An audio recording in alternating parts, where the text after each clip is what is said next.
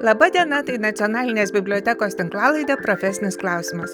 Šiandien mūsų studijoje viena žinomiausių šalies biblioterapijos eksperčių daktarė Daiva Janavičienė. Labą dieną, gerbiama Daiva, malonu susitikti ir prie studijos mikrofonų. Labą dieną, Rasa, taip jau čia gražiai mane išgyrėt, kad net susigėdu. Ačiū, kad pakvietėt.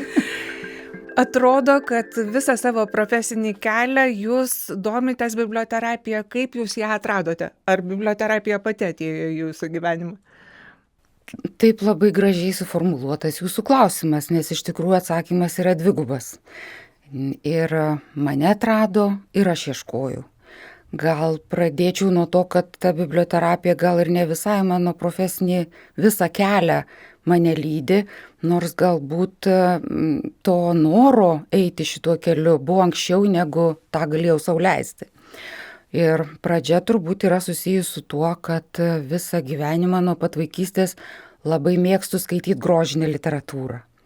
Iš tikrųjų, jeigu jau knyga mane pagriebia, įtraukia, tai visi ar vaikiški nuo pat vaikystės, ar vėlesnio amžiaus rūpesčiai kažkur tai ištirpsta, nutolsta ir tuo metu aš tikrai gyvenu herojų gyvenimą. Tai dabar aš visiems pasakoju, kad tai ir yra biblioterapija. Tai ją matyt, ar aš atradau, ar mane atrado, čia tiesiog buvo toks bendras procesas. Bet mokykloje, pavyzdžiui, turėjau lyg tai pagal tą pomėgį mėgti literatūrą. Bet nei mokykloje, nei studijų metu, man neatsakė klausimą, kodėl aš ją mėgstu. Kaip ir neradau to atsakymo, nes ten buvo daug įvairių terminų, žanrų, teorijų, modelių ir beveik niekas man nepasakė, ką man ta literatūra duoda, kodėl aš į ją taip mėgstu panirti. Tai gal irgi jau panirusi biblioterapiją ir ją atradus, aš radau keletą literatūrologinių teorijų, ten skaitytojo atsako teorija, kuri labai mažai žinoma pas mus, kuri užgriebė tą momentą, kad reiškia ne tiek yra svarbu pačioj literatūroj išsiaiškinti, koks tai literatūrinis žanras, nors tai aišku irgi svarbu. Bet yra svarbu ir kaip aš tą suprantu, ką aš gaunu kaip skaitytojas įsigilinus į vieną arba kitą kūrinį. Tai man kaip ir norėjosi atrasti ir parašytus, ir tuos žodžius apie tai, kuo ta literatūra man padeda. Ir turbūt aš vis dėlto tą ieškojau tikslingai. Dar tikriausiai turi įtakos tai, kad aš augau Druskininkuose ir mokiausi Druskininkuose, kur ten tų terapijų visokių buvo netgi tais sudėtingais ir sunkiais sovietiniais laikais. Tai man kažkaip atrodė, kad ta terapija visai normalus žodis, aš jos nesibaidžiau. Ir taip palengva artėjau lig tos biblioterapijos sampratos kaip po tokios. Ir vis tik tą pradžią tokią, kai tikrai pajutau, kas tai yra, tai turiu būti dėkinga Jūratei Sučylaitei, kuri yra ir poetė, ir psichoterapeutė, ir jinai buvo pirmoji, kuri man suprantama kalba ir įgūdžiais, į kuriuos tai maloniai dalinosi su mumis, aš supratau, kaip ta literatūra gali veikti, kaip jinai suteikia mums tą emocinę pagalbą ir paramą. Ilgą laiką buvo manoma, kad skaitimas yra visiškai individualus veiksmas ir tas poveikis, turbūt ir knygos, literatūros poveikis yra individo lygmenį. Bet pastaruoju metu ir jūs pati organizuoja daug įvairių grupinių užsiėmimų. Tai kaip iš tikrųjų veikia biblioterapija žmogų, kaip vieną asmenį ir grupėje? Tai aišku, skaitimas išsivystė taip, kad jis yra labai individualus, yra mūsų individuali komunikacija su tekstu. Galgi netgi intimi, padariau kai tyrimą, tai net keletas respondentų apie tai kalbėjo, kad tai yra intimus procesas, į kurį aš nenoriu nieko įsileisti. Tai tokie žmonės paprastai kaip tik nenori dalyvauti grupiniam aptarime. Ir tai yra normalu, mes skaitom, mes mokam komunikuoti su tekstu ir mums nereikia kažkokio tai pokalbio apie tai. Tačiau yra toksai momentas, kad kai žmogus skaito vienas, jis yra linkęs pamiršti tai, ką jisai skaitė. Tiesiog greičiau, ten kas už posūkio. Sužinoti, taip. Taip, tai mirė ar nemirė, ar ten buvo meilė ar ne. Ir tarsi patenkinęs tą savo smalsumą, žmogus ir eina prie kito turinio. O biblioterapija yra susijusi su tuo giluminiu skaitimu ir gebėjimu sustoti skaitant, apmąstant apie tai, ką man tas tekstas sako, kodėl jis mane taip užgriebė.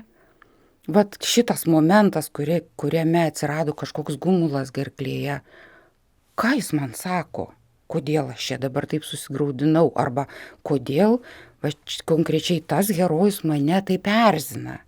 Ir visa tai labai daug pasako apie mus pačius, jeigu sugebam laiku sustoti ir tai apmąstyti. Tai geriau gaunasi su kuo nors bendraujant. Yra žmonių, kuriem tarsi poreikis toks atsiranda, kai paskaitau, man norisi aptarti su kitu, ką aš čia paskaičiau, kas man tenai buvo svarbu. Tai jeigu tai vyksta tik su vienu kuratorium ar pašnekovu, tai dažniausiai vyksta tikrai terapiniais tikslais, kada žmogus kreipiasi ir tada grožinė literatūra, tas, kuris padeda, naudoja konkrečiai jau terapiniais tikslais ir gilinasi į to žmogaus suvokimą. Paprasčiau tas vyksta grupėje, kai susirenka grupelė mėgstančių skaityti ir jie kartu yra perskaitę tą pačią literatūrą, tą pačią knygą. Ir jie kalba apie ją, kalba apie tai, kas juos labiausiai užkabino, kas toj knygoj buvo svarbu. Ir tada, pavyzdžiui, gal pats ir nedrįsai savo to įvardinti, bet išgirdai iš kito ir taip pasitarnauja kaip atradimas, aš tą net bijojau, pavyzdžiui, suvokti, arba aš irgi tą panašiai suvokiau, bet nesugebėjau pasakyti viešai. Tas pasakymas, dalinimasis mintimis taip pat veikia kaip terapija. Tai ta grupinė terapija, darbas grupėse yra organizuojamas ir psichoterapinė prasme, bet tai yra labai geras analogas skaitytojų klubams, kur mes susirenkam, įvardinam, kas tai juose yra kaip biblioterapijos elementai ir kalbėdamiesi patiriam tokią gal emocinę paramą, pagalbą, platesnį suvokimą, vystom toleranciją ir panašiai. Taip, galbūt tas patvirtinimas, pasitvirtinimas, kad ir kiti mano ir supranta, suvokia kažką kaip ir aš, tikrai gali būti pagalba žmogui. Klausausi jūsų ir galvoju, kad jūs kalbate apie knygas kaip turbūt apie gyvus asmenis ir jums knygų anatomija mokykloje nepatiko, o jūs kalbate apie knygų sielą. Ir kur skaitant baigėsi tiesiog gera knyga ir prasideda terapija. Žinokit, sunkiai rasčiau ties kuria vieta padėti brūkšnį. Kur ta riba? Taip, kur ta riba. Nes matyt, kad tą ribą gal kiekvienas ir savo brėžiame. Ir jinai gali labai pasislinkti ir į vieną, ir į kitą pusę. Turbūt vis dėlto priklauso nuo tikslų, kuriuos savo keliame. Ar norim tiesiog pasimėgauti tekstu? Ar ieškom atsakymų? Ar ieškom kažkokiu atsakymu, ar leidžiam savo ieškoti ir daugiau, negu buvo išankstinis iššūkis. Ir tada, kai kažkada tai tam procese pradeda kilti tokie giluminiai klausimai ir ateina atsakymai į juos, tai čia jau yra tie biblioterapijos elementai. O kodėl projekcija į knygos personažus padeda išgyventi savo problemas kažkokias ar išspręsti, rasti atsakymus? Kaip aš jau minėjau, kad nuo pat vaikystės labai lengvai įkrentu į knygą. Tai yra tas tapatinimasis su herojais. Jau būdama mokslininkė, tik tai aš atradau, kad tai ne visiems būdinga. Labai nustebau. Iš tikrųjų tokiu tuo atradimu, bet turbūt tas ir pasireiškia apie tai, kad ta projekcija arba yra, arba jos nėra. Jeigu žmogui sunku tapatinti su kažkokiu tai heroju, jis visą laiką jaučia kažkokią sieną arba skaito visai kitais tikslais, neišjausdamas tą herojų, tai matyti ir tas poveikis jam yra visai kitoks. Vat, gali būti ten literatūrologinis ar pažinimo ar dar kažkoks. Bet jeigu tame tapatiniesi, jeigu tau tiesiog yra artimos herojaus išgyvenimos problemos ir jeigu tu matai, kaip tas herojus tas problemas sprendžia ir išsprendžia, tai tau irgi atsiveria naujos galimybės. Galbūt tu atpažįsti, kai kažką tai darei panašiai ir tau nesigavo, bet skaitydamas tą knygą vieną ar kitą arba galvodamas apie pasakas, tu pagalvoji, kad neužteko vieno karto, gal reikia bandyti dar ir dar. Tiesiog gauni kažkokį tai pastiprinimą tame ir todėl tau padeda. O vaikui galbūt padeda didinti savivertę, jausti stipresniam, didesniam, kaip pasakų kažkokie veikėjai, kurie nugali slibinus ir panašiai. Tai aš manau, kad tikrai taip, dėl to ir mėgstam tas pasakas ar vaikystėje skaitytas knygas, kad žinoma, kad įsijaučiam į tuos jau didžiuosius herojus, kaip jiems sekasi. Terapiniais tikslais sako, kad kaip tik yra atvirkščiai tas, kas skirsto vaidmenis. Gal tam, kuris labai moka būti didžiuoju, nežinau, kuo drakonu ar kažkuo, jam paskiria visai kitą vaidmenį. Vat įsijaus, kaip jaučiasi ten kažkoks peliukas ar kas, kai tu būni drakonas. Na, aš manau, kad tai irgi labai į naudą. Iš tiesų, jūs organizuojat labai daug ir įvairaus žanro, taip galima pasakyti, biblioterapinių užsiėmimų. Ir jeigu mes įsivaizduojam, kad biblioterapija susijusi tik su skaitimu, tai anaiptol jūsų užsiėmimuose skaitimas, skaitimo veiklos ir biblioterapinės veiklos siejamos ir su kūrybiniu rašymu, ir net su sodų kūrimu, pinimu, ir net su lietuvių liaudies dainomis, sutartinėmis. Tai kaip tai susijęti, priartinti, kaip jums pavyksta susijęti su skaitimu ir biblioterapija, kodėl tos veiklos yra biblioterapija? Kad pavyksta, tai man labai džiugu iš atsiliepimų, kada žmonės sako, kaip jiems patiko vieni arba kiti mokymai. O kodėl bandau? Todėl, kad visada šitą kelią ėjau viena pirmųjų ir žinau, kad jis nėra lengvas. Kad kiekvieną, netgi tą žodį biblioterapija teko auklėti, kaip sakyti, teko viešinti iki pripažinimo, nes labai ilgai šitas žodis irgi buvo, tiesiog atmetamas kaip po toksai. Na ir galvodama apie tai, o kas toliau, ką aš dar galėčiau padaryti su biblioterapija, pradėjau galvoti, kad mūsų tuose liaudiškose ištakose yra daug pagalbos žodžiu. Tai yra biblioterapija. Ir taip pat, kad ta pagalba yra teikiama netiesiogiai, o per bendrystę, per kažkokį buvimą kartu. Tai taip pasikviečiau lektorę Vitą, kuri netgi pristatydama už savo užsiėmimus, jinai sakė, kad tai nėra sodų rišimas, tai yra sodų auginimas, vystymas. Ir jau tu pradedi galvoti visai kitaip, visai kita filosofija į tai įeina. Žinoma, kad iš pradžių reikia įgyti tam tikrus įgūdžius, ten tuos pradinius, kaip surišti, suverti šiaudų gabaliukus, gal netgi kaip juos supjaustyti lengviau ir taip toliau. Bet tai yra proceso pradžia. O paskui, tie, kurie yra linkę apgalvoti ir eiti link pagalbos, jie į tai įdeda ir papildomą filosofiją.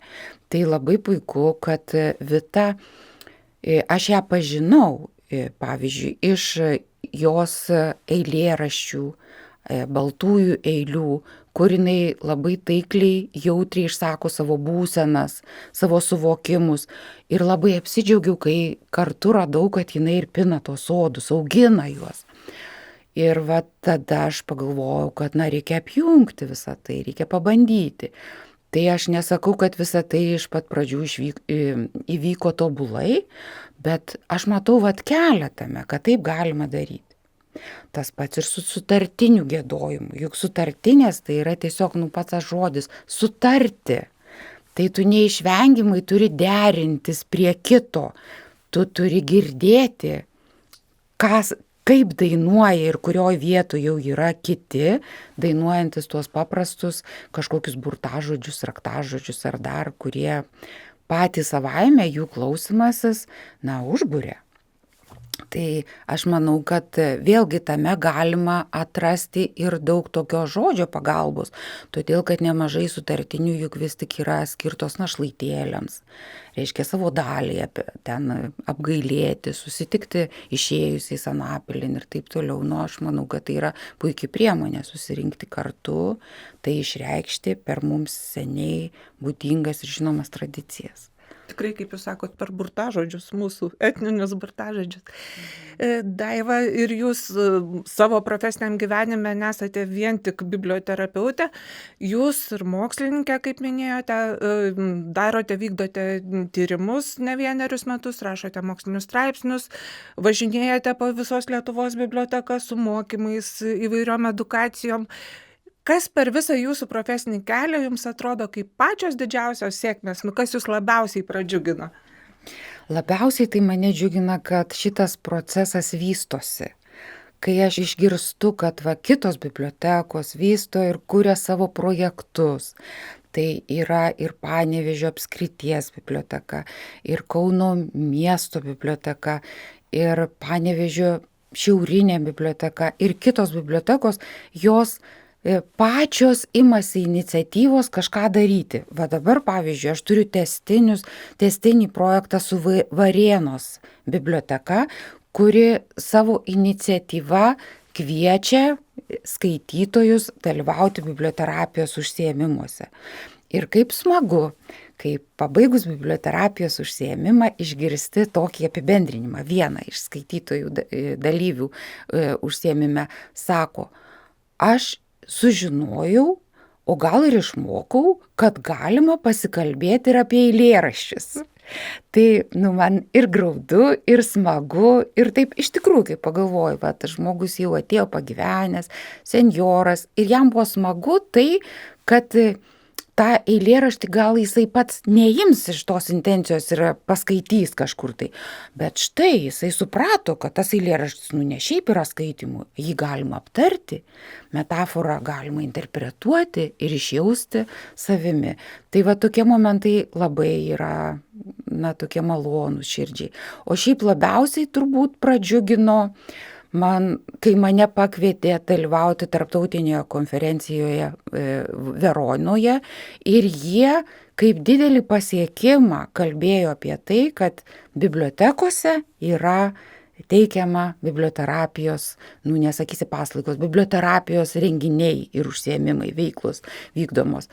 Tai ir nustebino ir labai pradžiugino, kad yra tas toksai, Europos mastu, mes, sakykime, beveik ir turbūt pionieriai, džiaugiasi tie, kurie yra, nors Veronos universitetas turi biblioterapijos programą.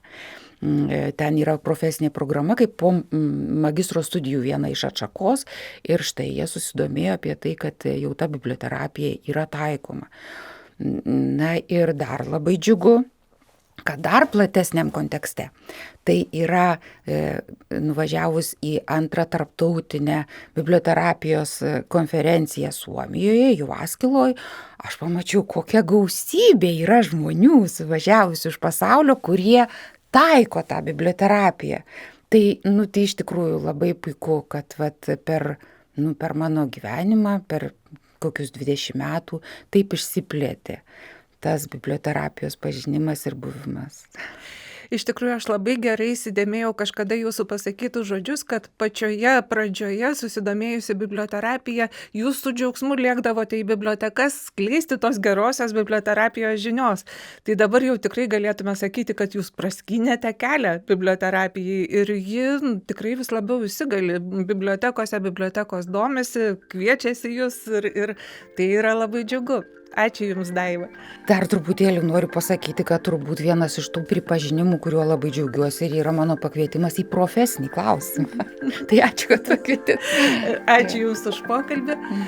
Tai buvo Nacionalinės bibliotekos tinklalaidė Profesinis klausimas ir aš jos vedėja Rasa Januševičienė. Tinklalaidė pasirodo 2 kartus per mėnesį. Kviečiame klausytis.